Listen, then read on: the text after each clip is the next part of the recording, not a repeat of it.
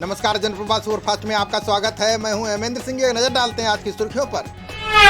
Corona के बढ़ते मामलों को लेकर केंद्र सरकार ने राज्यों को दी सलाह का जहां संक्रमण ज्यादा वहां 14 दिन लगाएं सख्त लॉकडाउन। भारत की मदद के लिए जर्मनी से आए 4 क्रायोजेनिक ऑक्सीजन कंटेनर। ब्रिटेन ने भेजे 450 ऑक्सीजन सिलेंडर। 1000 वेंटिलेटर भेजने की तैयारी।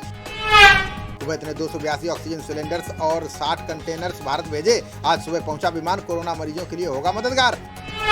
कोरोना महामारी के खिलाफ जंग में उतरी थल, वायु और नौसेना। तीनों सेनाओं ने संयुक्त रूप से चलाया कोजीत अभियान। साझा ऑपरेशन के तहत ऑक्सीजन की आपूर्ति की जाएगी बहाल। नागरिक प्रशासन को भी महामारी से लड़ने में मदद करेंगी सेनाएं। एम्स ने बार सीटी स्कैन को सेहत के लिए बताया हानिकारक। डॉक्टर गुलेरिया बोले बढ़ जाती है कैंसर की संभावना। कोविड टेस्ट निगेटिव आने पर डॉक्टर दे रहे हैं सीटी स्कैन की सलाह। डॉक्टर गुलेरिया बोले सीटी स्कैन का किया जा रहा है गलत इस्तेमाल। अब 28 दिन तक खराब नहीं होगी भारत में बनी कोरोना वैक्सीन। भारत बायोटेक ने वैक्सीन के स्टोरेज क्षमता में किए बड़े बदलाव। नई खेप आने पर वैक्सीन डोज के बर्बाद होने की चिंता होगी खत्म। वायल में बची वैक्सीन को फ्रिज में रख सकेंगे वापस। भारत में अगले 2 से 3 महीने तक वैक्सीन का रहेगा संकट। सरकार से 100 करोड़ डोज के बाद नहीं मिला कोई नया ऑर्डर। सीरम के सीईओ पूनावाला बोले रातों रात नहीं बन जाती है वैक्सीन। 1 माह में औसतन 6 से 7 करोड़ डोज का हो रहा है उत्पादन। सीरम इंस्टीट्यूट में जल्द ही 2500 करोड़ रुपए का निवेश करेगा ब्रिटेन। प्रोजेक्ट में क्लिनिकल ट्रायल, रिसर्च और वैक्सीन निर्माण होगा शामिल। देश में बीते 24 घंटे में कोरोना के 3,57,000 मामले आए सामने, जबकि संक्रमण से 3,439 मरीजों की गई जान। देश में कोरोना संक्रमितों का आंकड़ा 2,02,82,000 के पार, जबकि अभी तक संक्रमण से 2,22,408 लोगों की गई जान। देश में कोरोना के एक्टिव केस बढ़कर हुए 34,47,133। अभी तक 1,66,13,292 लोग हुए ठीक। सोमवार को 18 से 44 आयु वर्ग के 2,15,000 लोगों को लगा टीका। देश भर में 15,88,71,435 लोगों को लग चुका है वैक्सीन। मध्य प्रदेश में 5 मई से 18 से 44 के उम्र वालों का होगा टीकाकरण। शिवराज चौहान बोले 5,29,00,000 डोज का दिया गया ऑर्डर। गुजरात से 85 मीट्रिक टन ऑक्सीजन लेकर गुरुग्राम को रवाना हुई ट्रेन। दिल्ली और उसके आसपास के इलाकों में की जाएगी आपूर्ति।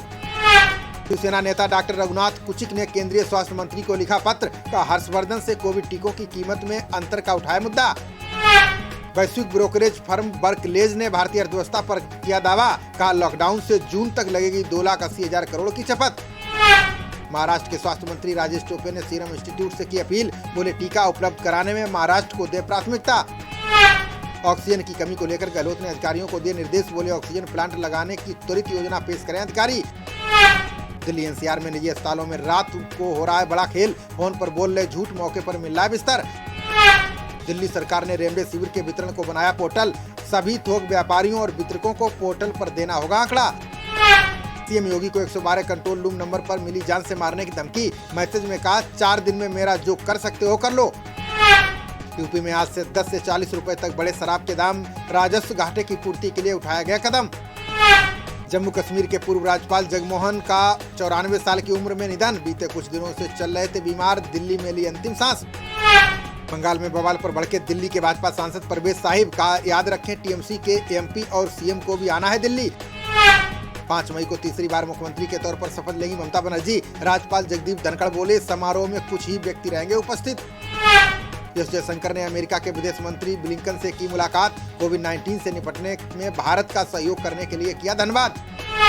एटा के भाजपा संजीव दिवाकर के आवास पर तोड़फोड़। दोबारा मतगणना को लेकर लोग हुए उग्र। पुलिस ने 50 लोगों पर दर्ज किया मुकदमा। ऑक्सीजन रेगुलेटर और मास्क की कालाबाजारी करते आरोपी गिरफ्तार। पुलिस ने घटना में प्रयुक्त कार और 7,260 रुपए किए बरामद। सुनील जाखड़ ने पंजाब से कांग्रेस के पुनरुत्थान का किया दावा। बोले देश भर में पुराने गौरव को हासिल करने में कामयाब होगी पार्टी। अनिल देशमुख ने बंबई हाईकोर्ट में दाखिल की याचिका। सीबीआई द्वारा दर्ज प्राथमिकी को रद्द करने का किया अनुरोध।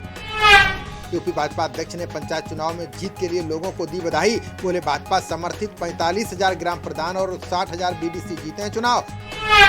सीएम योगी ने खिलाड़ियों से संवाद करते हुए की अपील। बोले कोरोना प्रोटोकॉल के पालन के लिए लोगों को करें जागरूक। उत्तराखंड के रुद्रप्रयाग और उत्तरकाशी जिलों में फटा बादल। कई गांव के मकानों और सड़कों को पहुंचा नुकसान।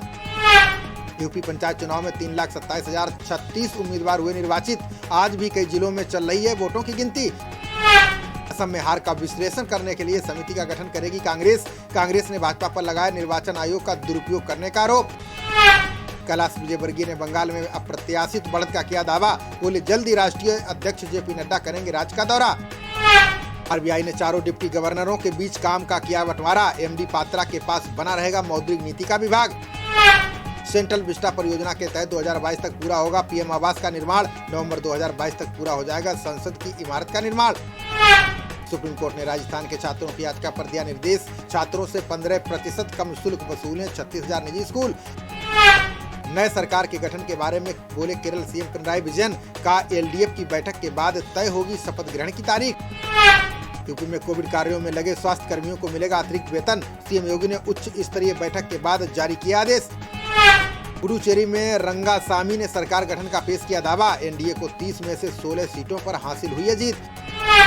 दिल्ली हाईकोर्ट में कोरोना के चलते आईपीएल रद्द करने की मांग, याचिकाकर्ता ने कहा पब्लिक हेल्थ क्रिकेट से ज्यादा जरूरी।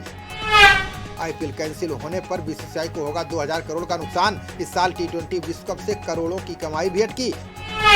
कोरोना के चलते एक ही शहर में आईपीएल मैच करा सकता है बीसीसीआई, मुंबई शिफ्ट हो सकते हैं मुकाबले, जल्द हो सकती है घोषणा।